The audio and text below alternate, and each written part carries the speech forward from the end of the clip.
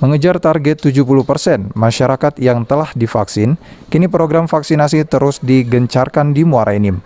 Kali ini puluhan karyawan swasta mendapatkan giliran untuk divaksin di Polres Muara Enim. Para karyawan ini sebelumnya sudah didata dan didaftarkan langsung untuk bisa melakukan vaksin COVID-19. Selain karyawan swasta, vaksinasi juga dilakukan terhadap masyarakat umum yang datang dengan membawa KTP. Hari ini kita melayani vaksin,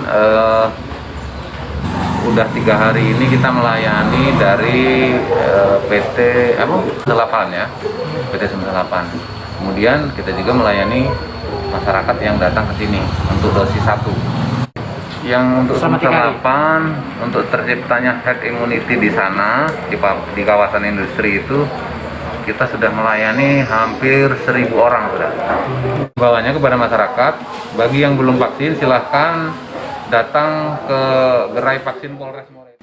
Dengan dilakukannya vaksinasi ini, para karyawan swasta menyambut gembira karena diharapkan bisa memutus mata rantai COVID-19 di lingkungan tempat kerja. Jadi gini, tidak seluruhnya ikut vaksin karena mereka juga takut akibat dari medsos. Hoak dari medsos, mereka jadi takut untuk ikut vaksin. Tidak seluruhnya. Hari ini berapa?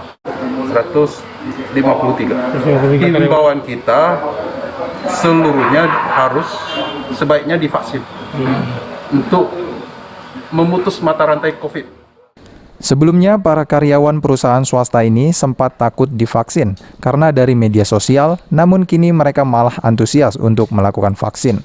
Selain melakukan vaksinasi, para karyawan swasta di Kabupaten Muara Enim wajib patuh terhadap protokol kesehatan di lingkungan kerja, baik di dalam maupun di luar lingkungan kerja.